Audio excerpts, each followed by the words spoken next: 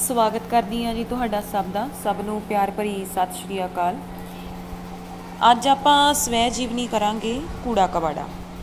ਕੂੜਾ ਕਬਾੜਾ ਤੁਸੀਂ ਜਾਣਦੇ ਹੋ ਅਜੀਤ ਕੌਰ ਜੀ ਦੀ ਸਵੈ ਜੀਵਨੀ ਹੈ। ਅਜੀਤ ਕੌਰ ਜੀ ਦੀ ਸਵੈ ਜੀਵਨੀ ਦੇ ਦੋ ਭਾਗ ਆਪਾਂ ਨੂੰ ਮਿਲਦੇ ਆ, ਠੀਕ ਹੈ। ਦੋ ਭਾਗਾਂ ਵਿੱਚ ਇਹ ਸਵੈ ਜੀਵਨੀ ਲਿਖੀ ਹੋਈ ਹੈ। ਪਹਿਲਾ ਭਾਗ ਖਾਨਾ ਬਦੋਸ਼ ਅਤੇ ਦੂਜਾ ਭਾਗ ਕੂੜਾ ਕਬਾੜਾ, ਠੀਕ ਹੈ ਜੀ। ਅੰਮ੍ਰਿਤਾ ਪ੍ਰੀਤਮ ਜੀ ਦੇ ਨਾਲ ਇਹਨਾਂ ਦੇ ਕਾਫੀ ਦੋਸਤਾਨਾ ਸੰਬੰਧ ਸੀਗੇ। ਅਸੀਂ ਇਹਨਾਂ ਦੀ ਸਵੈ ਜੀਵਨੀ 'ਚ ਜ਼ਿਕਰ ਇਹਨਾਂ ਦਾ ਕੀਤਾ ਮਿਲਦਾ ਹੈ, ਪੜ੍ਹਦੇ ਹਾਂ। ਤਾਂ ਉਹਨਾਂ ਨੇ ਜਦੋਂ ਉਹ ਮਤਲਬ ਨਾਗਮਣੀ ਰਸਾਲਾ ਛਾਪਦੇ ਹੁੰਦੇ ਸੀ, ਕੱਢਦੇ ਹੁੰਦੇ ਸੀ, ਤਾਂ ਉਹਨਾਂ ਨੇ ਇੱਕ ਸ਼ੁਰੂ ਕੀਤਾ ਸੀ ਕੰਮ ਕਿ ਲੇਖਕਾਂ ਦੇ ਜੀਵਨ ਅੰਸ਼ ਛਾਪਣੇ। ਤਾਂ ਉਹਨਾਂ ਨੇ ਅਜੀਤ ਕੌਰ ਜੀ ਨੂੰ ਵੀ ਕਿਹਾ ਸੀਗਾ ਕਿ ਤੁਸੀਂ ਵੀ ਇਸ ਤਰ੍ਹਾਂ ਲਿਖ ਕੇ ਭੇਜੋ ਸਾਨੂੰ। ਤਾਂ ਉੱਥੋਂ ਸ਼ੁਰੂਆਤ ਹੋਈ ਸੀ ਸਵੈ ਜੀਵਨੀ ਦੀ। ਤਾਂ ਕੂੜਾ ਕਬਾੜਾ ਜਿਹੜੀ ਸੀ ਉਹ ਨਾਗਮਣੀ ਮੈਗਜ਼ੀਨ ਦੇ ਵਿੱਚ ਛਪਦੀ ਰਹੀ ਹੈ, ਠੀਕ ਹੈ, ਅਤੇ ਲੜੀਵਾਰ ਅੰਕ ਦੇ ਵਿੱਚ, ਠੀਕ ਹੈ। ਅਤੇ ਜਿਹੜੀ ਇਹ ਕੂੜਾ ਕਬਾੜਾ ਹੈ, ਇਹ ਹੈ ਆਪਣਾ ਕੂੜਾ ਕਬਾੜਾ ਜਿਹੜਾ ਹੈ ਇਹ ਜਗਬਾਣੀ 'ਚ ਛਪਦੀ ਰਹੀ, ਅਤੇ ਖਾਨਾ ਬਦੋਸ਼ ਜਿਹੜੀ ਆ ਨਾਗਮਣੀ 'ਚ ਛਪਦੀ ਰਹੀ, ਠੀਕ ਹੈ ਜੀ। ਇਹ ਯਾਦ ਰੱਖਣਾ। ਅਤੇ ਬਾਕੀ ਇਸ ਵੀਡੀਓ ਥੋੜ੍ਹੀ ਲੰਬੀ ਵੀ ਹੋ ਸਕਦੀ ਹੈ, ਪੂਰਾ ਚਾਹ ਪਾਣੀ ਪੀ ਕੇ, ਨਿੰਬੂ ਪਾਣੀ ਪੀ ਕੇ ਫਿਰ ਬੈਠਣਾ, ਠੀਕ ਹੈ ਜੀ। ਅਤੇ ਜਿੰਨਾ ਕੁ ਮੈਂ ਦੱਸ ਸਕਾਂਗੀ ਮੈਂ ਓਨਾ ਕੁ ਦੱਸਾਂਗੀ, ਠੀਕ ਹੈ। ਬਹੁਤਾ ਮੈਂ ਦੱਸ ਵੀ ਨਹੀਂ ਸਕਦੀ, ਤੁਸੀਂ ਆਪ ਸਿਆਣੇ ਹੋ। ਕਿਤਾਬ ਜ਼ਰੂਰ ਪੜ੍ਹਨਾ, ਮੈਂ ਪਹਿਲਾਂ ਹੀ ਕਹਿ ਦਿੰਦੀ, ਕਿਤਾਬ ਜ਼ਰੂਰ ਪੜ੍ਹਨਾ, ਠੀਕ ਹੈ। ਪਤਾ ਕਿੱਦਾਂ, ਦੇਖੋ ਹੁਣ ਤੁਸੀਂ ਆਪਾਂ ਪੰਜਾਬੀ ਦੀ ਤਿਆਰੀ ਮੰਨ ਲਓ ਤੁਸੀਂ ਕਰਦੇ ਹੋ ਮਾਸਟਰ ਕੇਡਰ ਦੀ, ਕਿੰਨੇ ਸਾਰੇ ਲੇਖਕ ਆ, ਨਾਨਕ ਸਿੰਘ ਤੋਂ ਲੈ ਕੇ ਸਾਰੇ ਆ ਸੇਠੀ ਤੱਕ ਸਾਰੇ। ਤਾਂ ਹਰੇਕ ਲੇਖਕ ਦੀ ਜਿਹਦੀ ਵੀ ਤੁਹਾਨੂੰ ਸਵੈ ਜੀਵਨੀ ਮਿਲਦੀ ਹੈ ਨਾ, ਤਾਂ ਜ਼ਰੂਰ ਪੜ੍ਹਨੀ ਚਾਹੀਦੀ ਆ, ਕਿਉਂਕਿ ਸਵੈ ਜੀਵਨੀ ਦੇ ਨਾਲ ਅਸੀਂ ਲੇਖਕ ਦੇ ਨਾਲ ਜੁੜ ਜਾਂਦੇ ਹਾਂ। ਲੇਖਕ ਦੇ ਨਾਲ ਲੇਖਕ ਸਾਡੇ ਦਿਲ ਨੂੰ ਜੁੜ ਜਾਂਦਾ ਹੈ, ਮਤਲਬ ਉਹ ਵਿਸ਼ਾ ਸਾਡੇ ਦਿਲ ਨੂੰ ਜੁੜ ਜਾਂਦਾ। ਮੰਨ ਲਓ ਹੁਣ ਅਸੀਂ ਨਾਨਕ ਸਿੰਘ ਜੀ ਦਾ ਟੌਪਿਕ ਪੜ੍ਹਨਾ, ਕੋਈ ਸਾਨੂੰ ਯਾਦ ਹੀ ਨਹੀਂ ਹੁੰਦਾ, ਅਸੀਂ ਰੱਟੇ ਲਾਉਂਦੇ ਰਹਿੰਦੇ, ਫਲਾਨਾ ਨਾਵਲ ਫਲਾਨਾ ਛਪਿਆ, ਇੰਨੇ ਵਜੇ ਛਪਿਆ। ਜੇ ਅਸੀਂ ਸਵੈ ਜੀਵਨੀ ਪੜ੍ਹੀ ਹੋਊਗੀ ਨਾ, ਤਾਂ ਅਸੀਂ ਸੋਚਾਂਗੇ ਵੀ ਇੱਦਾਂ ਲੱਗਦਾ ਸਵੈ ਜੀਵਨੀ ਨਾ ਕਿ ਲੇਖਕ ਸਾਨੂੰ ਸਾਹਮਣੇ ਬਹਿ ਕੇ ਆਪਣੀ ਦਾਸਤਾਨ ਦੱਸ ਰਿਹਾ। ਜਦੋਂ ਕੋਈ ਚੀਜ਼ ਸਾਡੇ ਦਿਲ ਨਾਲ ਜੁੜ ਜਾਂਦੀ ਹੈ ਨਾ, ਤਾਂ ਉਹ ਸਾਡੀ ਆਦਤ ਬਣ ਜਾਂਦੀ ਆ। ਅਤੇ ਆਦਤ ਨੂੰ ਯਾਦ ਕਰਨ ਦੀ ਲੋੜ ਨਹੀਂ ਪੈਂਦੀ, ਆਦਤ ਨੂੰ ਰੱਟਾ ਲਾਉਣ ਦੀ ਲੋੜ ਨਹੀਂ ਪੈਂਦੀ। ਆਦਤ ਤਾਂ ਆਪਣੇ ਆਪ ਸੁਭਾਵਿਕਤਾ ਨਾਲ ਹੀ ਹੁੰਦੀ ਰਹਿੰਦੀ ਆ, ਆਪੇ ਯਾਦ ਆਉਂਦੀ ਰਹਿੰਦੀ ਹੈ, ਠੀਕ ਹੈ ਜੀ। ਇਹ ਮਤਲਬ ਇਹ ਮੈਨੂੰ ਲੱਗਦਾ ਕਿ ਇਸ ਤਰ੍ਹਾਂ ਹੋਣਾ ਚਾਹੀਦਾ ਹੈ। ਕਾਫੀ ਸਾਥੀ ਕਹਿ ਦਿੰਦੇ ਸਾਨੂੰ ਭੁੱਲ ਜਾਂਦਾ, ਅਤੇ ਜਿਹੜੇ ਲੰਬੀ ਤਿਆਰੀ ਕਰ ਰਹੇ ਉਹਨਾਂ ਨੂੰ ਤਾਂ ਚਲੋ ਕੀ ਭੁੱਲਣਾ ਹੈਗਾ, ਨਵਿਆਂ ਦੀ ਗੱਲ ਕਰ ਰਹੀ ਹਾਂ। ਅਤੇ ਕੂੜਾ ਕਬਾੜਾ, ਠੀਕ ਹੈ ਜੀ। ਆਹ ਜਿਹੜਾ ਪ੍ਰਿੰਟ ਤਿਆਰ ਕੀਤਾ ਹੈ, ਇਹ ਇਹਨਾਂ ਦੀ ਬੇਟੀ ਅਰਪਨਾ ਨੇ ਤਿਆਰ ਕੀਤਾ ਹੈ, ਠੀਕ ਹੈ। ਇਹਨਾਂ ਦੀਆਂ ਹੋਰ ਰਚਨਾਵਾਂ ਦੇਖ ਲਓ, ਲੇਖਕ ਦੀਆਂ ਹੋਰ ਰਚਨਾਵਾਂ, ਪੁਸਤਕਾਂ ਗੁਲਬਾਨੋ, ਠੀਕ ਹੈ, ਇਹਨਾਂ ਦਾ ਪਹਿਲਾ ਕਹਾਣੀ ਸੰਗ੍ਰਹਿ, ਬੁੱਤ ਸ਼ਿਕਨ, ਮੈਕ ਦੀ ਮੌਤ, ਧੁੱਪ ਵਾਲਾ ਸ਼ਹਿਰ, 3 ਨਾਵਲੈਟ, ਪੋਸਟਮਾਰਟਮ ਨਾਵਲ, ਫਾਲਤੂ ਔਰਤ, ਖਾਨਾ ਬਦੋਸ਼, ਸਵੈ ਜੀਵਨੀ ਜਿਨ੍ਹਾਂ 'ਤੇ ਸਾਹਿਤ ਅਕਾਦਮੀ ਅਵਾਰਡ ਵੀ ਮਿਲਿਆ ਹੋਇਆ ਹੈ, ਮੌਤ ਅਲੀ ਬਾਬੇ ਦੀ। ਆਹ ਫਾਲਤੂ ਔਰਤ ਯਾਦ ਰੱਖਣਾ, ਠੀਕ ਹੈ। ਇਸ ਵਿੱਚ ਇਹਨਾਂ ਦੀ ਸਵੈ ਜੀਵਨੀ ਦਾ ਅੰਸ਼ ਮਿਲਦਾ ਹੈ, ਠੀਕ ਹੈ। ਸਾਵੀਆਂ ਚਿੜੀਆਂ, ਧੱਕੇ ਦਾ ਪੀਰ, ਰੇਖਾ ਚਿੱਤਰ, ਨਾ ਮਾਰੋ, ਆਪਣੇ ਆਪਣੇ ਜੰਗਲ, ਤੇ ਨਵੰਬਰ 84, ਕੁਲਵੰਤ ਸਿੰਘ ਵਿਰਕ ਜੀਵਨੀ, ਅਤੇ ਗੌਰੀ ਇਹਨਾਂ ਦਾ ਨਾਵਲ ਆ।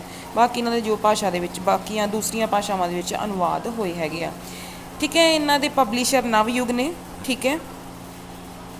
ਆਹ ਦੇਖੋ ਧਿਆਨ ਦੇ ਨਾਲ, ਪਹਿਲੀ ਵਾਰੀ ਇਹ ਕਿਤਾਬ ਛਪੀ 1997 ਵਿੱਚ, ਦੂਜੀ ਵਾਰੀ 2002 'ਚ ਛਪੀ। ਕਵਰ ਆਪਾਂ ਦੱਸ ਹੀ ਚੁੱਕੇ ਹਾਂ, ਆਪਾਂ ਕਰ ਚੁੱਕੇ ਹਾਂ ਕਿ ਅਰਪਨਾ ਕੌਰ ਇਹਨਾਂ ਦੀ ਬੇਟੀ ਨੇ ਤਿਆਰ ਕੀਤਾ ਹੈ, ਠੀਕ ਹੈ। ਅਤੇ ਨਵਯੁਗ ਪਬਲਿਸ਼ਰ ਨੇ ਇਹ ਕਿਤਾਬ ਜਿਹੜੀ ਸੀ ਛਾਪੀ ਸੀ, ਠੀਕ ਹੈ। ਇਸ ਤੋਂ ਬਾਅਦ ਦੇਖੋ, ਸੁੰਨੇ ਸਹਿਰਾਏ ਬੀਆਬਾਨੀ ਜੱਗ ਵਿੱਚ, ਮੇਰਾ ਬੂਟਾ ਲਾਉਣ ਵਾਲੀ ਅਰਪਨਾ ਦੇ ਨਾਮ। ਅਰਪਨਾ ਜਿਹੜੀ ਮੇਰੀ ਸਭ ਤੋਂ ਵੱਡੀ ਕਮਜ਼ੋਰੀ ਅਤੇ ਸਭ ਤੋਂ ਵੱਡੀ ਤਾਕਤ ਹੈ, ਠੀਕ ਹੈ ਜੀ। ਜਦੋਂ ਇਹਨਾਂ ਨੇ ਸਵੈ ਜੀਵਨੀ ਲਿਖੀ ਸੀ ਨਾ, ਤਾਂ ਪੰਜਾਬੀ ਜਗਤ ਵਿੱਚ ਤਹਿਲਕਾ ਮਚ ਗਿਆ ਸੀ। ਮਤਲਬ ਪੰਜਾਬੀ ਦੁਨੀਆ ਹਿੱਲ ਗਈ ਸੀ ਕਿ ਬਈ ਹਾਂ, ਸਵੈ ਜੀਵਨੀ ਵੀ ਕੋਈ ਹੁੰਦੀ ਆ। ਮਤਲਬ ਇੰਨਾ ਸੱਚ, ਇੰਨਾ ਕੁ ਹਰ ਗੱਲ ਲਿਖੀ ਇਹਨਾਂ ਨੇ, ਆਪਣੀ ਜ਼ਿੰਦਗੀ ਦੀ ਕੋਈ ਗੱਲ ਨਹੀਂ ਛਪਾਈ, ਚੰਗੀ ਮਾੜੀ ਸਾਰੀਆਂ ਲਿਖੀਆਂ, ਠੀਕ ਹੈ। ਚਲੋ ਪੜ੍ਹਦੇ ਹਾਂ ਆਪਾਂ। ਇੰਨੀ ਭਿਆਨਕ ਟੁੱਟ ਭੱਜ ਵਿੱਚੋਂ, ਕਹਿਰੀ ਮੌਤ ਤੇ ਸੁਰਖ ਸਿਆਹ ਕਿਰਮਚੀ ਪਰਛਾਵਿਆਂ ਵਿੱਚੋਂ ਇੱਕ ਸਾਬਤ ਸਬੂਤ, ਨਿਡਰ ਤੇ ਬੇਖੌਫ ਆਪਣੀ ਜ਼ਿੰਦਗੀ ਦੇ ਫੈਸਲੇ ਲੈਣ ਵਾਲੀ, ਫੈਸਲੇ ਖੁਦ ਕਰਨ ਦੀ ਵੁਕਤ ਤੇ ਤੌਫੀਕ ਰੱਖਣ ਵਾਲੀ, ਅਤੇ ਆਪਣੀ ਬੇਟੀ ਅਰਪਨਾ ਨੂੰ ਇੱਕ ਮਜ਼ਬੂਤ ਅਤੇ ਬਾਵਕਾਰ ਸ਼ਖਸੀਅਤ ਬਣਾਉਣ ਵਾਲੀ ਔਰਤ, ਬਣਾਉਣ ਵਾਲੀ ਔਰਤ ਕਿਸ ਤਰ੍ਹਾਂ ਪੈਦਾ ਹੋਈ। ਇਹੀ ਹੈ ਇਸ ਕੂੜੇ ਕਬਾੜੇ ਦਾ ਇਤਿਹਾਸ ਅਤੇ ਜੋਗਰਾਫੀਆ। ਇਤਿਹਾਸ ਜਿਹੜਾ ਪਿੰਡਾਂ ਤੇ ਦਿਲਾਂ ਤੇ ਦਿਮਾਗਾਂ ਤੇ ਸੋਚਾਂ ਤੇ ਅਹਿਸਾਸਾਂ ਤੇ ਲਿਖਿਆ ਜਾਂਦਾ ਹੈ, ਲਿਖਿਆ ਨਹੀਂ ਉਕਰਿਆ ਜਾਂਦਾ ਹੈ। ਜਿਓਗ੍ਰਾਫੀਆ ਜਿਹੜਾ ਸਿਰਫ ਜ਼ਿੰਦਗੀ ਜਾਂ ਹੱਦਾਂ ਹਦੂਦਾਂ ਰਬਾਈ ਨਹੀਂ ਹੁੰਦਾ, ਦੱਸਦਾ ਜ਼ਿੰਦਗੀ ਤੇ ਮੌਤ ਦੀਆਂ ਤਮਾਮ ਸਰਹੱਦਾਂ ਦੀ ਜਾਣਕਾਰੀ ਵੀ ਦਿੰਦਾ ਹੈ। ਠੀਕ ਹੈ, ਇਹ ਇਹਨਾਂ ਦਾ ਲਿਖਿਆ ਹੋਇਆ ਮੁੱਖ ਬੰਦ ਕਹਿ ਸਕਦੇ ਹਾਂ। ਬਚਪਨ ਤੋਂ ਹੀ ਇਹਨਾਂ ਦੀ ਜ਼ਿੰਦਗੀ ਦੇ ਵਿੱਚ ਬਚਪਨ ਤੋਂ ਹੀ ਇਕੱਲਤਾ ਸੀ, ਮਤਲਬ 2 ਭੈਣ ਭਰਾ ਸੀ। ਇਹ ਜਸਬੀਰ, ਇਹਨਾਂ ਦੇ ਭਰਾ ਦਾ ਨਾਮ ਆਪਾਂ ਇੱਥੇ ਪੜ੍ਹਦੇ ਹੈਗੇ ਹਾਂ। ਠੀਕ ਹੈ, ਆਹ ਦੇਖੋ ਜਸਬੀਰ ਇਹਨਾਂ ਦਾ ਭਰਾ ਸੀ, 2 ਭੈਣ ਭਰਾ ਸੀ ਇਹ। ਠੀਕ ਹੈ, ਗੁਆਂਢ ਵਿੱਚ ਜਿਹੜੀ ਇੱਕ ਕੁੜੀ ਸੀ ਰੋਹਿਣੀ, ਸਿਰਫ ਉਹਦੇ ਨਾਲ ਹੀ ਰਤਾਕੂ ਖੇਡਣ ਦੀ ਇਜਾਜ਼ਤ ਸੀ। ਰੋਹਿਣੀ ਦੇ ਘਰ ਦਾ ਥੜਾ ਸਾਡੇ ਘਰ ਦੇ ਥੜੇ ਨਾਲ ਜੁੜਿਆ ਹੋਇਆ ਸੀ। ਅਸੀਂ ਦੋਵੇਂ ਉਸ ਥੜੇ ਦੇ ਇੱਕ ਸਿਰੇ ਤੋਂ ਦੂਜੇ ਸਿਰੇ ਤੱਕ ਡੋਲਦੀਆਂ ਰਹਿੰਦੀਆਂ ਸਾਂ। ਸਾਡੀ ਦੋਹਾਂ ਦੀ ਇਕੱਠੀ ਦੁਨੀਆ ਉਸੇ ਥੜੇ 'ਤੇ ਸਿਮਟੀ ਰਹਿੰਦੀ ਸੀ। ਅਜੇ ਰਤਾਕੂ ਚਿਰ ਹੀ ਲੰਘਿਆ ਹੁੰਦਾ ਕਿ ਰੋਹਿਣੀ ਜਿੱਦਾਂ ਜਾਂ ਸਾਡਾ ਨੌਕਰ ਆ ਜਾਂਦਾ, ਘੱਲਿਆ ਜਾਂਦਾ ਉਹਨੂੰ ਕਿ ਕੁੜੀਆਂ ਨੂੰ ਸੱਦ ਲਿਆਵੇ। ਠੀਕ ਹੈ ਜੀ, ਮਤਲਬ ਇਹਨਾਂ ਦੀ ਕੋਈ ਸਹੇਲੀ ਵੀ ਨਹੀਂ ਸੀ ਕੋਈ ਖਾਸ। ਇਹਨਾਂ ਨੇ ਸਿਰਫ ਆਪਣਾ ਹੀ ਦਰਦ ਨਹੀਂ ਲਿਖਿਆ ਕਿ ਹਾਂ ਮੈਂ ਆਪਣੀ ਸਵੈ ਜੀਵਨੀ 'ਚ ਸਿਰਫ ਆਪਣਾ ਹੀ ਲਿਖਣਾ ਹੈ। ਹਰ ਔਰਤ ਦਾ ਇਹਨਾਂ ਦੀ ਜ਼ਿੰਦਗੀ 'ਚ ਜਿਹੜੀ ਵੀ ਔਰਤ ਇਹਨਾਂ ਦੀ ਨਜ਼ਰ ਚੜ੍ਹੀ ਹੈ ਨਾ, ਚਾਹੇ ਰੋਹਿਣੀ ਤੋਂ ਲੈ ਕੇ ਇਹਨਾਂ ਦੀ ਭੂਆ ਸੱਸ ਤੱਕ, ਸਾਰਾ ਇਹਨਾਂ ਨੇ ਜਿਸ ਔਰਤ ਦੀ ਵੀ ਹਾਲਤ ਇਹਨਾਂ ਨੇ ਦੇਖੀ ਹੈ ਨਾ, ਉਹ ਸਾਰਾ ਕੁਝ ਇਹਨਾਂ ਨੇ ਇੱਥੇ ਭਰ ਦਿੱਤਾ। ਇੱਕ ਔਰਤ ਦੀ ਸਵੈ ਜੀਵਨੀ ਆਪਾਂ ਕਹਿ ਸਕਦੇ ਹਾਂ। ਠੀਕ ਹੈ, ਇਸ ਨੂੰ ਮੇਰੀਆਂ ਪਹਿਲੀਆਂ ਯਾਦਾਂ ਵਿੱਚ ਸਿਰਫ ਰੋਹਿਣੀ ਦੀ ਦੋਸਤੀ ਹੈ। ਦਾਰ ਜੀ ਕਿਧਰੇ ਹੋਰ ਯਾਨੀ ਆਂਢ ਗੁਆਂਢ ਵਿੱਚ ਖੇਡਣ ਨਹੀਂ ਸੀ ਜਾਣ ਦਿੰਦੇ, ਕਿਉਂਕਿ ਉਹ ਸੋਚਦੇ ਸਨ ਕਿ ਕੁੜੀਆਂ ਨੂੰ ਅਵਾਰਾਗਰਦੀ ਨਹੀਂ ਕਰਨੀ ਚਾਹੀਦੀ, ਊਟ ਪਟਾਂਗ ਬੱਚਿਆਂ ਨਾਲ ਨਹੀਂ ਖੇਡਣਾ ਚਾਹੀਦਾ, ਨਹੀਂ ਤੇ ਚੌੜ ਹੋ ਜਾਂਦੀਆਂ ਨੇ। ਠੀਕ ਹੈ, ਤਾਂ ਫਿਰ ਇਹਨਾਂ ਨੂੰ ਘਰੇ ਹੀ ਮਾਸਟਰ ਪੜ੍ਹਾਉਣ ਆਉਂਦੇ ਹੁੰਦੇ ਸੀ। ਇਹ ਖਿੱਚਦੇ ਹੁੰਦੇ ਸੀ ਕਿ ਮੈਨੂੰ ਮਾਸਟਰ ਨਾ ਪੜ੍ਹਾਉਣ ਆਵੇ, ਮੈਂ ਸਕੂਲ ਜਾਵਾਂ। ਠੀਕ ਹੈ, ਅਤੇ ਇੱਕ ਵਾਰੀ ਮਾਸਟਰ ਨੇ ਇਹਨਾਂ ਨੂੰ ਗੋਦੀ 'ਚ ਚੱਕ ਕੇ ਪੜ੍ਹਾਉਣਾ ਸ਼ੁਰੂ ਕਰਤਾ। ਇਹਨਾਂ ਦੇ ਦਾਰ ਜੀ ਨੇ ਦੇਖ ਲਿਆ। ਠੀਕ ਹੈ, ਮੈਨੂੰ ਬਾਹੋਂ ਖਿੱਚ ਕੇ ਉਹਨਾਂ ਨੇ ਭੁਆਂ ਕੇ ਪਰਾ ਸੁੱਟਿਆ ਅਤੇ ਮਾਸਟਰ ਨੂੰ ਕੁੱਟਣ ਲੱਗ ਪਏ। ਮਾਸਟਰ ਨੂੰ ਰੂਹ ਵਾਂਗੂ ਧੁਣ ਕੇ ਉਹਨਾਂ ਨੇ ਪੌੜੀਆਂ ਤੋਂ ਹੇਠਾਂ ਰੇੜ ਦਿੱਤਾ ਅਤੇ ਮੇਰੀ ਪੜ੍ਹਾਈ ਖਤਮ ਹੋ ਗਈ। ਮੈਂ ਖੁਸ਼ ਸਾਂ ਪਰ ਉਦਾਸ ਵੀ ਬਹੁਤ ਸਾਂ, ਕਿਉਂਕਿ ਮੈਨੂੰ ਸਮਝ ਹੀ ਨਹੀਂ ਸੀ ਆ ਰਹੀ ਕਿ ਮਾਸਟਰ ਨੂੰ ਇੰਨਾ ਕੁੱਟਿਆ ਕਿਉਂ ਸੀ ਦਾਰ ਜੀ ਨੇ।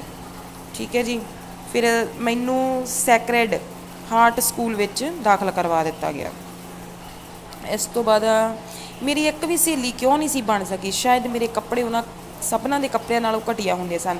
ਨਹੀਂ, ਇਸ ਕਰਕੇ ਨਹੀਂ ਕਿ ਦਾਰ ਜੀ ਕੋਲ ਪੈਸੇ ਦਾ ਘਾਟਾ ਸੀ, ਇਸ ਕਰਕੇ ਕਿਉਂਕਿ ਦਾਰ ਜੀ ਅਤੇ ਬੀਜੀ ਜੀ ਦੋਹਾਂ ਦਾ ਫੈਸਲਾ ਸੀ ਕਿ ਕੁੜੀਆਂ ਨੂੰ ਕਦੇ ਵੀ ਸੋਹਣੇ ਕੱਪੜੇ ਨਹੀਂ ਪਾਉਣ ਦੇਣੇ ਚਾਹੀਦੇ, ਇਹ ਚੌੜ ਹੋ ਜਾਂਦੀਆਂ ਨੇ, ਵਿਗੜ ਜਾਂਦੀਆਂ ਨੇ। ਠੀਕ ਹੈ ਜੀ, ਇਹ ਹੋ ਗਿਆ। ਅੱਗੇ ਇਹਨਾਂ ਨੂੰ ਪੰਜਾਬੀ ਵੱਲ ਇਹਨਾਂ ਦਾ ਜਿਹੜਾ ਝੁਕਾਅ ਹੈ ਉਹ ਕਿਸ ਤਰ੍ਹਾਂ ਪੈਦਾ ਹੋਇਆ, ਦੇਖੋ। ਅਮਰਤਾ ਪ੍ਰੀਤਮ ਦੇ ਪਿਤਾ ਗਿਆਨੀ ਹੈ ਕਰਤਾਰ ਸਿੰਘ ਹਿਤਕਾਰੀ ਸਾਡੇ ਘਰ ਆਏ।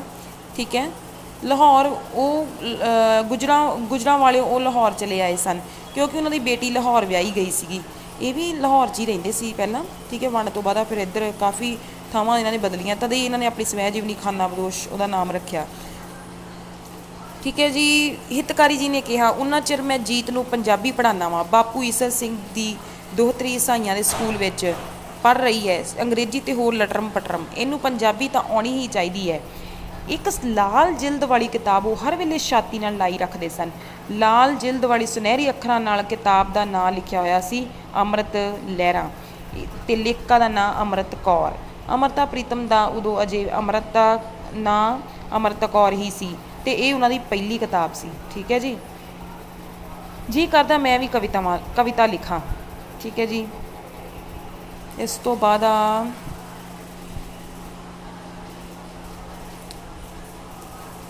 ਸਾਰਾ ਦਿਨ, ਅੱਛਾ ਬਾਅਦ ਵਿੱਚ ਇਹ ਕਾਫੀ ਇਹਨਾਂ ਨੇ ਕਿਤਾਬਾਂ ਕਾਫੀ ਦਾ ਪੜ੍ਹੀਆਂ ਇਹਨਾਂ ਨੇ। ਧਿਆਨ 9.25 ਸਾਲ ਦੀ ਬੱਚੀ ਯੂਨੀਵਰਸਿਟੀ ਦੇ ਇਮਤਿਹਾਨ ਵਿੱਚੋਂ ਪਾਸ ਹੋਈ।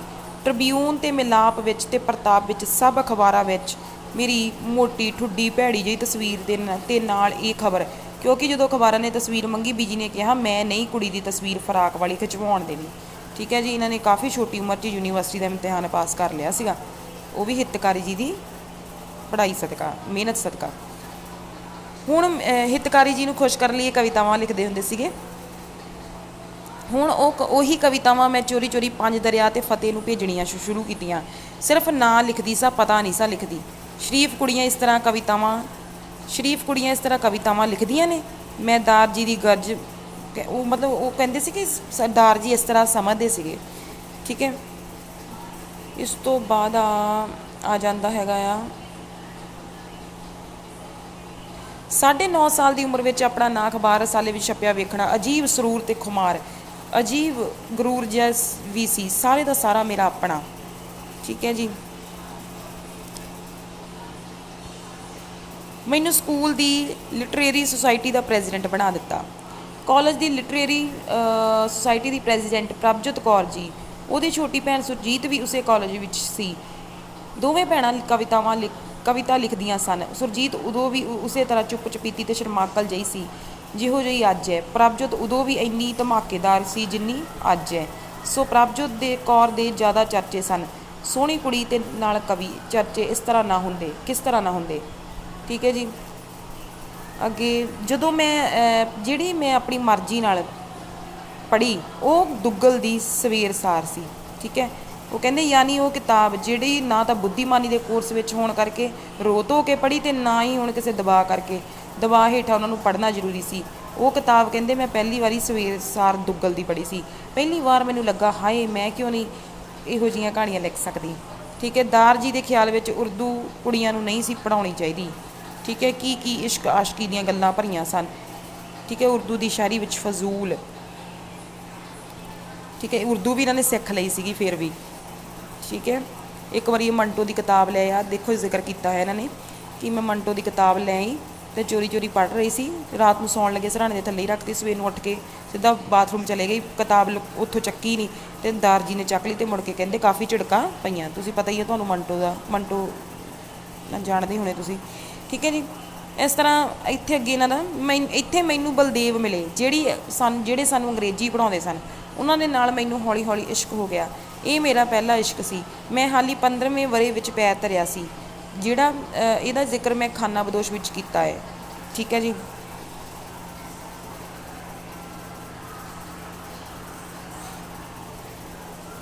ਉਸ ਤੋਂ ਬਾਅਦ ਆਹ ਵਾਲਾ ਮੀਨਵਾ ਉਨੀ ਦਿਨੀ ਮੈਂ ਬਹੁਤ ਸਾਰੀਆਂ ਕਹਾਣੀਆਂ ਲਿਖੀਆਂ, ਕਈ ਛਪੀਆਂ ਨਵੀਆਂ ਕੀਮਤਾਂ ਵਿੱਚ, ਲੋਕ ਸਾਹਿਤ ਵਿੱਚ, ਪ੍ਰੀਤ ਲੜੀ ਵਿੱਚ। ਮੈਨੂੰ ਤਾਰੀਫ ਦੀ ਜਿਹੜੀ ਪਹਿਲੀ ਚਿੱਠੀ ਮਿਲੀ ਆ ਯਾਦ ਰੱਖਣ ਵਾਲੀ ਗੱਲ ਆ, ਜਿਹਦੇ ਨਾਲ ਮੈਂ ਜ਼ਮੀਨ ਤੋਂ 2 ਇੰਚ ਉਤਾਂਹ ਉੱਠ ਕੇ ਤੁਰਨ ਲੱਗੀ, ਉਹ ਨਾਨਕ ਸਿੰਘ ਜੀ ਦੀ ਸੀ। ਕਿੰਨੇ ਵਧੀਆ ਮਨੁੱਖ ਹੋਣਗੇ ਉਹ ਜਿਹੜੇ ਵੱਡੇ ਵੱਡੇ ਲੇਖਕ ਹੋ ਕੇ ਵੀ ਇੱਕ ਨਵੀਂ ਅਤੇ ਅਣਜਾਣ ਕਹਾਣੀਕਾਰ ਦੀ ਹੌਸਲਾ ਅਫਜ਼ਾਈ ਕਰ ਰਹੇ ਸਨ। ਠੀਕ ਹੈ ਜੀ। ਇਹ ਇਹਨਾਂ ਦੀ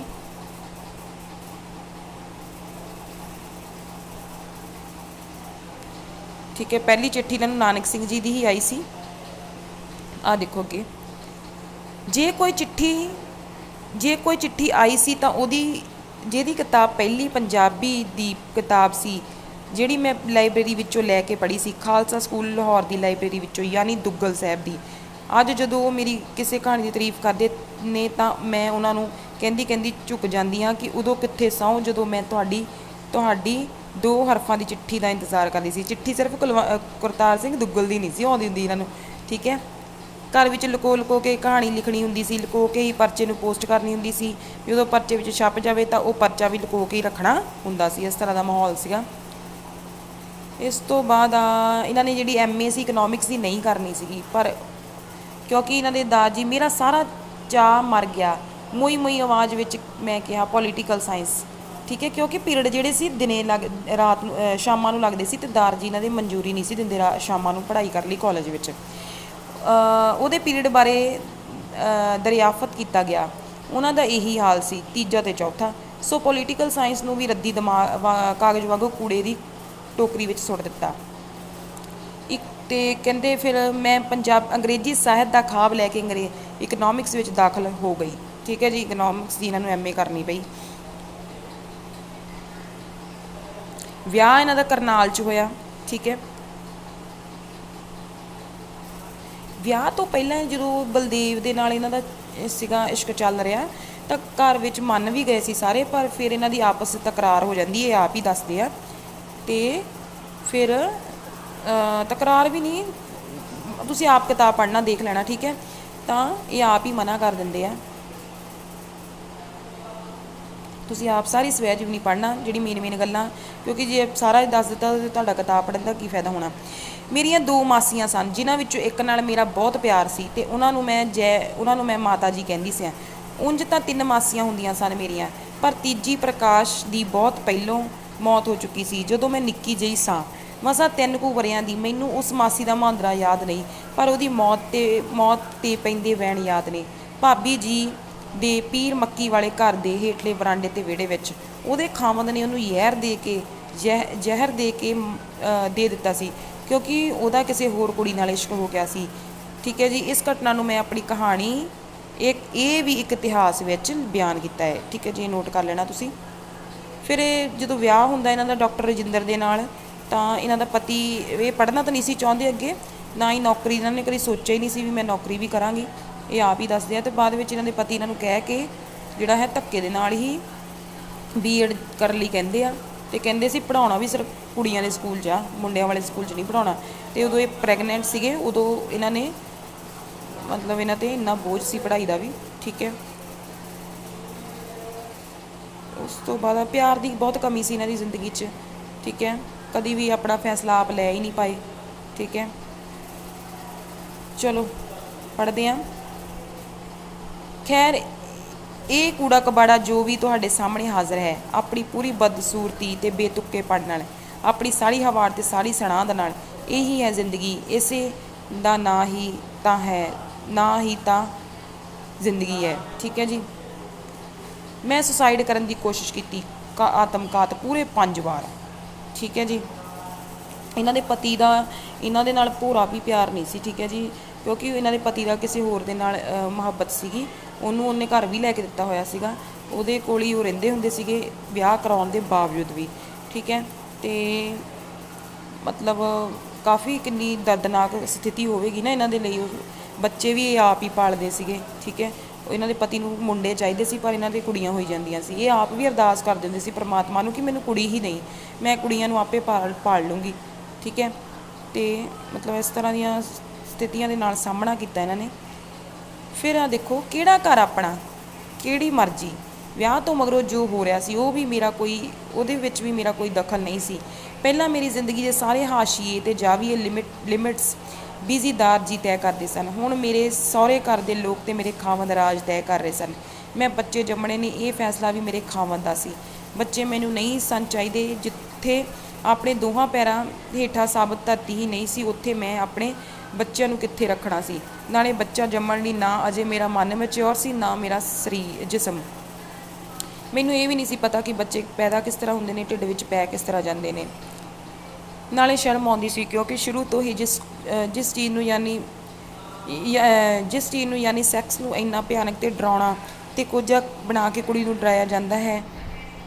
ਹਰ ਮਾਂ ਇਹੀ ਸਿਖਾਉਂਦੀ ਹੈ ਕਿ ਮਰਦ ਅਤੇ ਵਹਿਸ਼ੀ ਦਰਿੰਦੇ ਹੁੰਦੇ ਨੇ, ਆਪਣੇ ਆਪ ਨੂੰ ਬਚਾ ਕੇ ਰੱਖਣਾ ਚਾਹੀਦਾ ਹੈ। ਉਹਨਾਂ ਤੋਂ ਕਿਸੇ ਮਰਦ ਨੂੰ ਉਂਗਲ ਦੇ ਪੋਟੇ ਨਾਲ ਵੀ ਨਹੀਂ ਛੂਹਣ ਦੇਣਾ ਚਾਹੀਦਾ ਆਪਣਾ ਜਿਸਮ। ਉਸੇ ਸੈਕਸ ਦਾ ਸ਼ਰੇਆਮ ਢੰਡੋਰਾ ਨਹੀਂ ਫਿਰ ਜਾਂਦਾ ਜਦੋਂ ਕੁੜੀ ਪ੍ਰੈਗਨੈਂਟ ਹੋ ਜਾਵੇ। ਠੀਕ ਹੈ ਜੀ। ਤੁਹਾਨੂੰ ਪਤਾ ਹੀ ਹੈ ਕਿ ਇਹਨਾਂ ਦੀਆਂ ਕਹਾਣੀਆਂ ਵਿੱਚ ਇਹਨਾਂ ਨੇ ਬੜੇ ਬੇਬਾਕ ਹੋ ਕੇ ਲਿਖਿਆ, ਬੜਾ ਖੁੱਲ੍ਹ ਕੇ ਇਸ ਵਿਸ਼ੇ ਦੇ ਉੱਤੇ ਵੀ ਜਿਹੜਾ ਇਹ ਕਹਾਣੀਆਂ ਜਿਹੜੀਆਂ ਲਿਖਦੇ ਨੇ। ਠੀਕ ਹੈ। ਅਤੇ ਆਪਾਂ ਦੇਖਦੇ ਹੀ ਇਹਨਾਂ ਦੀਆਂ ਕਹਾਣੀਆਂ ਦੇ ਵਿੱਚ ਵੀ, ਤਾਂ ਇਹ ਵਿਸ਼ੇ 'ਤੇ ਵੀ ਇਹਨਾਂ ਨੇ ਕਾਫੀ ਚਰਚਾ ਜਿਹੜੀ ਕੀਤੀ ਗਈ ਹੈ। ਖੈਰ, ਜਿਸ ਤਰ੍ਹਾਂ ਮੈਂ ਖਾਨਾ ਬਦੋਸ਼ ਵਿੱਚ ਦੱਸ ਚੁੱਕੀ ਆ ਤੁਹਾਨੂੰ ਕਿ ਫੁੱਟਬਾਲ ਵਾਂਗ ਰਾਜ ਦੇ ਘਰੋਂ, ਮਤਲਬ ਇਹਨਾਂ ਦੇ ਪਤੀ ਇਹਨਾਂ ਨੂੰ ਘਰੋਂ ਕੱਢ ਦਿੰਦੇ ਸੀਗੇ ਕੁੱਟ ਮਾਰ ਕੇ। ਠੀਕ ਹੈ। ਅਤੇ ਇਹ ਆਪਣੇ ਦਾਰ ਜੀ ਦੇ ਘਰੇ ਚੱਲ ਜਾਂਦੇ ਸੀ। ਪਰ ਰਾਜ ਦੇ ਘਰੋਂ ਦਾਰ ਜੀ ਦੇ ਘਰ, ਅਤੇ ਦਾਰ ਜੀ ਦੇ ਘਰੋਂ ਰਾਜ ਦੇ ਘਰ 7 ਵਾਰ ਠੁੱਡੇ ਮਾਰ ਕੇ ਮੈਨੂੰ ਲੁਟਕਾਇਆ ਜਾ ਚੁੱਕਾ ਸੀ। ਠੀਕ ਹੈ। ਆਪੇ ਹੀ ਮਨਾਉਣ ਆ ਜਾਂਦਾ ਹੁੰਦਾ ਸੀ। ਠੀਕ ਹੈ। ਇਹਨਾਂ ਦਾ ਪਤੀ ਪਤੀ ਨੇ ਬਹੁਤ ਇਹਨਾਂ ਦੇ ਨਾਲ ਮਾੜਾ ਸਲੂਕ ਕੀਤਾ। ਪਤਾ ਨਹੀਂ ਕੀ ਚੱਕਰ ਸੀਗਾ, ਮਤਲਬ ਕਿਉਂਕਿ ਉਹਦੇ ਕਿਸੇ ਹੋਰ ਦੇ ਨਾਲ ਸੀ ਨਾ, ਅਤੇ ਫਿਰ ਉਹ ਮਤਲਬ ਇਹਨੂੰ ਆਪਣੀ ਪਤਨੀ ਨੂੰ ਹੀ ਇੰਨਾ ਬਦਨਾਮ ਕਰ ਰਹੇ ਸੀ। ਉਹ ਸਾਰਿਆਂ ਕੋਲ ਭੰਡ ਰਿਹਾ ਸੀ, ਉਹ ਇਸ ਤਰ੍ਹਾਂ ਦੀ ਆ, ਉਹਨੇ ਇਸ ਤਰ੍ਹਾਂ ਯਾਰ ਬਣਾਏ ਹੋਏ ਨੇ, ਇੱਦਾਂ ਇਸ ਤਰ੍ਹਾਂ ਦੀ ਸੋਚ ਸੀ ਉਹਨਾਂ ਦੇ ਪਤੀ ਦੀ, ਇੰਨਾ ਪੜ੍ਹ ਲਿਖ ਕੇ ਡਾਕਟਰ ਹੋ ਕੇ ਵੀ। ਠੀਕ ਹੈ ਜੀ। ਮਤਲਬ ਇੰਨਾ ਦਰਦ ਉਸ ਵਕਤ ਬੜਾ ਮਹਿਸੂਸ ਹੁੰਦਾ ਵੀ ਔਰਤ ਦੀ ਕੀ ਜ਼ਿੰਦਗੀ ਆ ਯਾਰ, ਸੱਚੀ ਕੂੜਾ ਕਬਾੜਾ ਹੀ ਆ। ਮੇਰੀ ਛੋਟੀ ਜਿਹੀ ਬਗਾਵਤ ਵੀ ਸ਼ੁਰੂ ਹੋ ਚੁੱਕੀ ਸੀ, ਯਾਨੀ ਮੇਰੀਆਂ ਕਹਾਣੀਆਂ ਦੀ ਪਹਿਲੀ ਕਿਤਾਬ ਗੁਲਬਾਨੋ ਛਪ ਚੁੱਕੀ ਸੀ। 8 ਵਰ੍ਹਿਆਂ ਦੀ ਲੰਮੀ ਖਾਮੋਸ਼ੀ ਤੋਂ ਮਗਰੋਂ ਮੈਂ ਗੁਲਬਾਨੋ ਕਹਾਣੀ ਲਿਖੀ ਸੀ। ਉਹਦਾ 8 ਵਰ੍ਹਿਆਂ ਦੀ ਚੁੱਪੀ, ਯਾਨੀ ਰਾਜ ਦੇ ਲਾਏ ਕਰਫਿਊ ਦੀ ਚੁੱਪੀ। ਤੋਂ ਪਹਿਲੋਂ ਮੇਰੀਆਂ 60 ਕੁ ਕਹਾਣੀਆਂ ਛਪ ਚੁੱਕੀਆਂ ਸਨ। ਵਿਆਹ ਤੋਂ ਮਗਰੋਂ ਚੰਗੇ ਚੰਗੇ ਰਸਾਲਿਆਂ ਵਿੱਚ ਛਪੀਆਂ ਸਨ, ਪਰ ਉਹਨਾਂ ਦੀ ਕਿਤਾਬ ਛਪੇ ਇਸ ਤੋਂ ਪਹਿਲਾਂ ਮੈਂ ਉਹਨਾਂ ਨੂੰ ਦੁਸ਼ਮਣ ਵਾਂਗੂ ਤੱਕ ਕੇ ਛਾਂਟਣਾ ਅਤੇ ਰੱਦ ਕਰਨਾ ਚਾਹੁੰਦੀ ਸਾਂ। ਹੁਣ ਗੁਲਬਾਨੋ ਕਹਾਣੀ ਦੇ ਮਗਰੋਂ ਮੈਂ ਉਹਨਾਂ ਪਹਿਲੀਆਂ ਕਹਾਣੀਆਂ ਵਿੱਚੋਂ 12-13 ਕਹਾਣੀਆਂ ਚੁਣੀਆਂ, ਬਾਕੀਆਂ ਨੂੰ ਰੱਦ ਕੀਤਾ ਅਤੇ 1960-61 ਵਿੱਚ ਨਵਯੁੱਗ ਦੇ ਭਾਪਾ ਪ੍ਰੀਤਮ ਸਿੰਘ ਨੇ ਇਹ ਨਵੀਂ ਕਹਾਣੀ ਤੇ ਪੁਰਾਣੀਆਂ ਕਹਾਣੀਆਂ ਵਿੱਚੋਂ ਚੁਣੀਆਂ ਛਾਂਟੀਆਂ ਕਹਾਣੀਆਂ ਦਾ ਸੰਗ੍ਰਹਿ ਗੁਲਬਾਨੋ ਛਾਪਿਆ। ਇਸ ਕਿਤਾਬ ਨੂੰ ਭਾਸ਼ਾ ਵਿਭਾਗ ਪੰਜਾਬ ਦਾ ਉਸ ਸਾਲ ਇਨਾਮ ਵੀ ਮਿਲਿਆ ਸੀ। ਇਹ ਨੋਟ ਕਰ ਲੈਣਾ, ਠੀਕ ਹੈ ਜੀ। ਹੁਣ ਇੱਕ ਨਹਾਇਤ ਕਮੀਨੀ ਗੱਲ ਦੱਸਦੀ ਹਾਂ ਤੁਹਾਨੂੰ, ਕਿਉਂਕਿ ਹਰ ਬੰਦੇ ਦੇ ਅੰਦਰ ਕਮੀਨਗੀ ਕਿਧਰੇ ਨਾ ਕਿਧਰੇ ਲੁਕ ਕੇ ਬੈਠੀ ਹੁੰਦੀ ਹੈ। ਉਹ ਸਵੈ ਜੀਵਨੀ ਲਿਖਣ ਵੇਲੇ ਉਹਨੂੰ ਛੁਪਾ ਲੈਣਾ ਚਾਹੀਦਾ ਹੈ, ਕਿਉਂਕਿ ਇਹੀ ਦਸਤੂਰ ਹੈ। ਪਰ ਫਿਰ ਉਹ ਸਵੈ ਜੀਵਨੀ ਕਾਹਦੀ ਹੋਈ ਜੇ ਉਹਨੂੰ ਉਹਦੇ ਵਿੱਚ ਬਾਹਰਲਾ ਤੇ ਅੰਦਰਲਾ ਸਾਰਾ ਕੂੜਾ ਕਬਾੜਾ ਸ਼ਾਮਲ ਨਾ ਹੋਵੇ। ਨਾਲੇ ਕੀ ਸੱਚ ਸਿਰਫ ਇੱਕੋ ਹੀ ਸੱਚ ਹੁੰਦਾ ਹੈ ਤੇ ਝੂਠ ਇੱਕੋ ਹੀ ਝੂਠ। ਹਕੀਕਤ ਦਰਅਸਲ ਇਕਹਿਰੀ ਨਹੀਂ ਹੁੰਦੀ, ਇਹਦੀਆਂ ਕਈ ਪਰਤਾਂ ਹੁੰਦੀਆਂ ਨੇ, ਠੀਕ ਹੈ ਜੀ। ਇਸ ਤਰ੍ਹਾਂ ਇਹਨਾਂ ਨੇ ਬੜਾ ਬੇਬਾਕੀ ਨਾਲ ਲਿਖਿਆ ਹੈ, ਸਾਰਾ ਕੁਝ ਬੜਾ ਸੱਚ। ਇਸ ਤੋਂ ਬਾਅਦ ਜਦੋਂ ਇਹਨਾਂ ਦੀ ਬੇਟੀ ਦੀ, ਇਹਨਾਂ ਦੇ ਪਤੀ ਦੀ ਚਲੋ ਮੌਤ ਹੋ ਜਾਂਦੀ ਆ, ਉਸ ਤੋਂ ਬਾਅਦ ਵੀ ਫਿਰ ਜਦੋਂ ਇਹਨਾਂ ਦੀ ਬੇਟੀਆਂ ਜਿਹੜੀਆਂ ਸੀ, ਤੁਹਾਨੂੰ ਪਤਾ ਹੀ ਹੈ, ਆਪਣੀ ਬੇਟੀਆਂ ਨੂੰ ਆਪਣੇ ਖੰਭ ਸਮਝਦੇ ਸੀਗੇ, ਠੀਕ ਹੈ। ਆਪਣਾ ਉਹ ਕਹਿੰਦੇ ਸੀ ਇਹੀ ਮੇਰੀ ਹੋਂਦ ਦਾ ਇੱਕ ਠੋਸ ਸਬੂਤ ਆ ਕਿ ਮੈਂ ਹੈਗੀ ਹਾਂ, ਠੀਕ ਹੈ ਜੀ। ਮੇਰੀਆਂ ਬੇਟੀਆਂ ਬੜੀ ਆਪ ਹੀ ਨੌਕਰੀ ਕਰਕੇ, ਆਪ ਹੀ ਪੈਸੇ ਕਮਾ ਕੇ ਬੜੇ ਗੁਰਬੱਦੇ ਦਿਨ ਦੇਖੇ ਇਹਨਾਂ ਨੇ, ਬੜੀ ਗਰੀਬੀ ਦੇਖੀ ਇਹਨਾਂ ਨੇ, ਤੇ ਪੂਰਿਆ ਕਰਕੇ ਆਪਣੀਆਂ ਬੇਟੀਆਂ ਨੂੰ ਇਹਨਾਂ ਨੇ ਪਾਲਿਆ। ਤੇ ਬਾਅਦ ਵਿੱਚ ਇਹਨਾਂ ਦੀਆਂ ਬੇਟੀਆਂ ਇਹ ਆਪਣੀਆਂ ਬੇਟੀਆਂ ਨੂੰ ਕਹਿੰਦੇ ਸੀ, ਆਪਣੀਆਂ ਜਿਹੜੀ ਅਰਪਣਾ ਹੈ ਨਾ, ਅਰਪਣਾ ਉਹਦਾ ਨਾਮ ਪਹਿਲਾਂ ਡੋਲੀ ਸੀ, ਠੀਕ ਹੈ। ਤੇ ਉਹ ਕਹਿੰਦੇ ਸੀ ਕਿ ਮੈਂ ਆਪਣੀਆਂ ਬੇਟੀਆਂ ਨੂੰ ਸਾਰੀ ਆਜ਼ਾਦੀ ਦੇਣੀ ਹੈ ਕਿ ਉਹ ਆਪਣੇ ਨਾਮ ਆਪ ਰੱਖਣ ਆਪਣੀ ਪਸੰਦ ਦੇ, ਜਿਹਦੇ ਵਿੱਚ ਕੋਈ ਮਜ਼ਹਬ ਨਾ ਹੋਵੇ, ਕੋਈ ਜਾਤ ਨਾ ਹੋਵੇ, ਕੁਛ ਨਾ ਹੋਵੇ, ਸਿਰਫ ਆਜ਼ਾਦ ਹੋ ਕੇ ਇਹਨੂੰ ਨਾਮ ਆਪਣੇ ਰੱਖਣੇ। ਇਹ ਫਿਰ ਜਦੋਂ ਇਹਨਾਂ ਦੀ ਬੇਟੀ ਕੈਂਡੀ ਦੀ, ਤੁਹਾਨੂੰ ਪਤਾ ਆਪਾਂ ਖਾਨਾ ਬਦੋਸ਼ ਪੜ੍ਹਦੇ ਨਾ 101 ਪਾਠ ਜਿਹੜਾ ਵਾ, ਉਹ ਕੈਂਡੀ ਦੀ ਮੌਤ ਤੋਂ ਬਾਅਦ ਕਿਸ ਤਰ੍ਹਾਂ ਇਹਨਾਂ ਦੀ ਜ਼ਿੰਦਗੀ ਘੋਰ ਉਦਾਸੀ 'ਚ ਚਲੇ ਜਾਂਦੀ, ਕਿੰਨਾ ਇਹ ਪਾਗਲਾਂ ਦੀ ਤਰ੍ਹਾਂ ਇਹਨਾਂ ਦੀ ਹਾਲਤ ਹੋ ਜਾਂਦੀ ਹੈ, ਉਹਦਾ ਜ਼ਿਕਰ ਵੀ ਇਹਦੇ ਵਿੱਚ ਵਿਸਥਾਰ ਨਾਲ ਕੀਤਾ ਗਿਆ ਕੂੜਾ ਕਬਾੜਾ 'ਚ। ਸਭ ਤੋਂ ਜ਼ਰੂਰੀ ਸੀ ਪਰ ਉਹਦੇ ਵਿੱਚੋਂ ਇਹਨਾਂ ਨੂੰ ਫਿਰ ਇੱਕ ਦਿਸ਼ਾ ਮਿਲਦੀ ਵੀ ਨਹੀਂ ਯਾਰ, ਸਭ ਤੋਂ ਜ਼ਰੂਰੀ ਸੀ ਜ਼ਿੰਦਗੀ, ਸਭ ਤੋਂ ਜ਼ਰੂਰੀ ਸੀ ਜ਼ਿੰਦਗੀ ਨੂੰ ਆਪਣੀਆਂ ਛੱਤਾਂ 'ਤੇ ਜਿਉਣਾ, ਸਭ ਤੋਂ ਅਹਿਮ ਸੀ ਆਪਣੇ ਅੰਦਰ ਬੈਠੇ ਵਿਵੇਕ ਦੀ ਆਵਾਜ਼ ਸੁਣਨੀ। ਸੁਣ ਰਹੀ ਸਾਂ ਮੈਂ ਹੁਣ, ਕਿੰਨਾ ਕੁਝ ਗਵਾ ਕੇ ਸੁਣ ਰਹੀ ਸਾਂ ਉਹ ਆਵਾਜ਼। ਮਤਲਬ ਉਹ ਕਹਿੰਦੇ ਕਿ ਵੀ ਮੈਂ ਕਿਉਂ ਕੂੜਾ ਕਬਾੜਾ ਬਣ ਕੇ ਰਹੀ, ਠੀਕ ਹੈ। ਇੰਨੀ ਭਿਆਨਕ ਟੁੱਟ ਭੱਜ ਵਿੱਚੋਂ ਕਹਿਰੀ ਮੌਤ ਤੇ ਸੁਰਖ ਸਿਆਹ ਕਿਰਮਚੀ ਪਰਛਾਵਾਂ ਵਿੱਚ ਇੱਕ ਸਾਬਤ ਸਬੂਤ, ਨਿਡਰ ਤੇ ਬੇਖੌਫ ਆਪਣੀ ਜ਼ਿੰਦਗੀ ਦੇ ਫੈਸਲੇ ਖੁਦ ਕਰਨ ਦੀ ਵੁਕਤ ਤੇ ਤੌਫੀਕ ਰੱਖਣ ਵਾਲੀ ਤੇ ਆਪਣੀ ਬੇਟੀ ਅਰਪਣਾ ਨੂੰ ਇੱਕ ਮਜ਼ਬੂਤ ਤੇ ਬਾਵਕਾਰ ਸ਼ਖਸੀਅਤ ਬਣਾਉਣ ਵਾਲੀ ਔਰਤ ਕਿਸ ਤਰ੍ਹਾਂ ਪੈਦਾ ਹੋਈ, ਇਹੀ ਹੈ ਇਸ ਕੂੜੇ ਕਬਾੜੇ ਦਾ ਇਤਿਹਾਸ ਤੇ ਜਿਓਗ੍ਰਾਫੀਆ। ਮੁੜ ਕੇ ਇਹਨਾਂ ਦੀ ਬੇਟੀ ਜਿਹੜੀ ਆ, ਇਹ ਸਾਰਾ ਦੇਖੋ, ਜਦੋਂ ਦੇਸ਼ਾਂ ਵਿਦੇਸ਼ਾਂ ਵਿੱਚ ਉਹਦੀ ਸ਼ੋਹਰਤ ਫੈਲਦੀ ਹੈ ਜਦੋਂ ਹੀਰੋਸ਼ੀਮਾ ਤੇ ਡਿੱਗੇ ਬੰਬਾਂ ਦੇ ਅਥਰੂ, ਉਹਦੇ ਬੁਰਸ਼ ਦੇ ਰੰਗਾਂ ਨਾਲ ਸਾਕਾਰ ਹੋਏ ਅਥਰੂ ਹੀਰੋਸ਼ੀਮਾ ਮਿਊਜ਼ੀਅਮ ਦੀ ਦੀਵਾਰ 'ਤੇ ਲਟਕਾਏ ਜਾਂਦੇ ਨੇ। ਜਦੋਂ ਦੁਨੀਆ ਭਰ ਵਿੱਚ ਉਹਦੀਆਂ ਨੁਮਾਇਸ਼ਾਂ ਲਈ ਸੱਦੇ ਆਉਂਦੇ ਨੇ ਤਾਂ ਲੱਗਦਾ ਹੈ ਕੂੜਾ ਕਬਾੜਾ ਅਜਾਈ ਨਹੀਂ ਗਿਆ, ਠੀਕ ਹੈ ਜੀ। ਤੇ ਬੜੀ ਕੈਂਡੀ ਨੂੰ ਇਹ ਬੜਾ ਯਾਦ ਕਰਦੇ ਨੇ, ਠੀਕ ਹੈ। ਫਿਰ ਵੀ ਇੰਨੀ ਇਹਨਾਂ ਨੇ ਮਿਹਨਤ ਕਰਕੇ ਆਪਣੇ ਬੱਚਿਆਂ ਨੂੰ ਪਾਲਿਆ। ਇਹਨਾਂ ਦੀਆਂ ਬੱਚੀਆਂ ਨੂੰ ਤਾਂ ਆਪਣੇ ਪਿਤਾ ਦਾ ਪਿਆਰ ਵੀ ਨਹੀਂ ਮਿਲਿਆ। ਕਿਸ ਤਰ੍ਹਾਂ ਦੀ ਜ਼ਿੰਦਗੀ ਸੀ, ਮਤਲਬ ਦੇਖ ਕੇ ਪੜ੍ਹ ਕੇ ਸਵੈ ਜੀਵਨੀ ਨਾ ਰੋਂਗਟੇ ਖੜੇ ਹੁੰਦੇ ਕਿ ਯਾਰ ਇਸ ਤਰ੍ਹਾਂ ਦੀ ਵੀ ਜ਼ਿੰਦਗੀ ਆ। ਮਤਲਬ ਹਰ ਔਰਤ ਦੀ ਜ਼ਿੰਦਗੀ 'ਚ ਕੁਛ ਨਾ ਕੁਛ ਤਾਂ ਚਲੋ ਹੁੰਦਾ ਹੀ ਆ, ਹਰ ਮਰਦ ਦਾ ਆਪਣਾ ਹਿਸਾਬ ਹੁੰਦਾ, ਪਰ ਸਹੀ ਗੱਲ ਆ, ਕੂੜਾ ਕਬਾੜਾ ਦੀ ਤਰ੍ਹਾਂ ਔਰਤਾਂ ਜਿੰਦੀਆਂ ਆ। ਪਤਾ ਨਹੀਂ ਕਿ ਸਭ ਔਰਤਾਂ ਦੀ ਇਹੀ ਕਹਾਣੀ ਆ। ਸੋਚਣ ਲਈ ਮਜਬੂਰ ਕਰਤਾ ਹਰੇਕ ਔਰਤ ਨੂੰ ਇਸ ਸਵੈ ਜੀਵਨੀ ਤੇ ਪੜ੍ਹਨੀ ਚਾਹੀਦੀ ਹੈ। ਇਸ ਸਵੈ ਜੀਵਨੀ ਨੂੰ ਸਾਰਿਆਂ ਨੂੰ ਇੱਕ ਪਾਠਕ ਵਜੋਂ ਤੋਂ ਸਾਰਿਆਂ ਨੂੰ, ਜਿੱਦਾਂ ਮਤਲਬ ਇਹ ਨਹੀਂ ਕਿ ਲੜਕੀਆਂ ਨੂੰ ਹੀ ਪੜ੍ਹਨੀ ਚਾਹੀਦੀ, ਔਰ ਮਰਦਾਂ ਨੂੰ ਵੀ ਪੜ੍ਹਨਾ ਚਾਹੀਦਾ ਇਸ ਨੂੰ, ਤਾਂ ਠੀਕ ਹੈ ਜੀ। ਬਾਕੀ ਧੰਨਵਾਦ ਜੀ, ਤੇ ਜੇ ਕੋਈ ਬੋਲਣ 'ਚ ਗਲਤੀ ਹੋ ਗਈ ਹੋਵੇ ਤਾਂ ਮਾफ़ ਕਰ ਦੇਣਾ। ਧੰਨਵਾਦ ਜੀ, ਰੱਬ ਰੱਖਾ।